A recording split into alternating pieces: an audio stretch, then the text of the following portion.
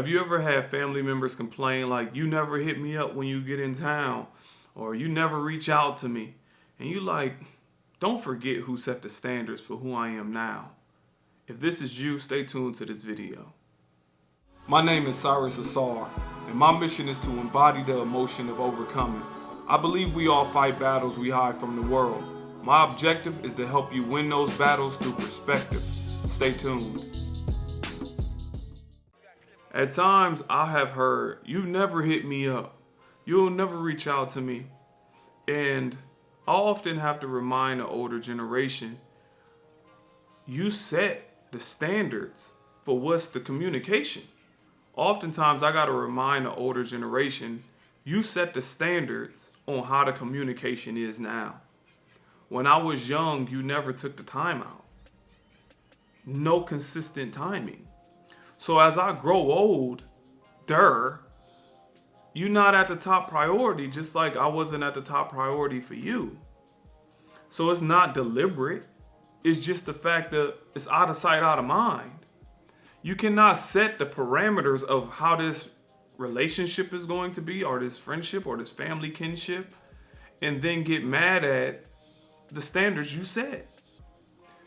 If I can sit back and you're the older generation, I can really sit back and say, I can't remember you ever calling me on my birthday or a Christmas gift or any of that. And I come into town and then you say, how come you don't never call me? I think it's pretty clear. I think it's pretty clear why I don't call you. Because you set the base. So never get mad at the base you set. So this is going both ways. If you're somebody older and you think, how come they don't reach out to me? Think about how many times you reached out to them. If you younger and you think, and they tell you that, how come you don't never? You can say to play the same game. Like, I don't recall you ever reaching out. But here go where we have to flip it. We can't remain bitter on the older generation not reaching out to us. And the same thing go with the older generation, because you might not have had the older people above you reaching out to you, so yet you never set the standard behind you. We have to break this because we're trying to change these family dynamics, the communication, everything. So when you look at the older generation and they say, how come you don't communicate with me? The real answer is because you never set the standard. But in actuality, we do have to start setting some parameters on communication. We have to. Even if we are the younger generation, the reason being is we got to look at it from a futuristic standpoint. And I say this in a lot of my videos. We have to look at our consistent behavior patterns, evaluate it, and look at how we can get better. Because some things is subconscious, some things is conscious, some things is unconscious, right? And the fact that we're not communicating with somebody, it might be the fact that we never even thought about them. Like, I just don't even think about you. Sometimes we think about them and we be like, I don't want to deal with that, because I got to hear how much I don't talk to you, or I got to do this, or you asking me to run over here, run over there. Like, I don't want to put up with all that when it comes to my family. It can be many different variables, but we have to look at where we're trying to go. And the people that reach out to me to ask me these things, to tell me to comment on them, it's always about unifying family. So when you look at it from a unifying standpoint, you think about it for what does the future look like if I continue this? What does the future look like if I continue not to communicate with the older generation, or vice versa? What does it look like for the older generation never to communicate with the younger generation? It's going to birth the same things. So if you're never reaching out to the older generation, think about how it's going to consciously or subconsciously affect you for communicating with the younger generation. How often do you call your little nieces, nephews, little brother, etc.? How often do you do the communication with them? So as they grow older, how much you think they're going to communicate with you?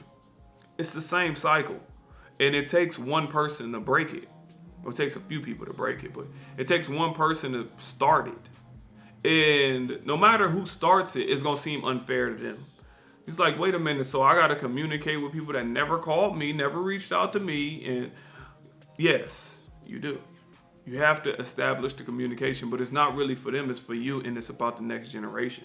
When you start talking about unifying, you got to look at it from sacrificial standpoints. It may take the sacrifice of your time. It may take the sacrifice of certain emotions like frustration, etc. But it's all about the betterment of your family or your core group of people or your friends.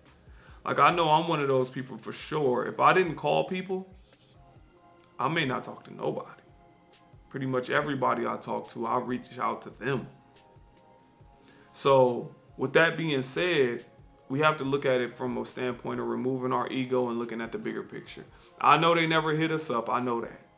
I know they never hit you up. I got the same thing. But on the same note, if you're talking about unifying and you start talking about the bigger picture, you have to mend that gap. And the way you mend that gap is to fix what you did not like. Look out for your little brother, sister, cousin, or whatever. The way you never got looked out for. Because it's about breaking these things that happen to us that has been destructive. And as I said, it takes a sacrifice. And it's unfortunate for us to be the sacrifice. But the fact that we thinking about unifying, it means that we are willing to take that particular role. It's going to be tough. But I know if we got the right attitude, it's going to work out. So just think about constantly moving forward. Although we didn't have it, think about constantly moving forward and how you're going to help not only the older generation, but the people behind you. And as I said, this is specifically for the people that have reached out about unifying family and friends, so you can understand that journey. Thank you for taking out the time to watch this video. Please like, share, subscribe, and let me hear about your attempts of trying to unify your family and how difficult it was. Thank you.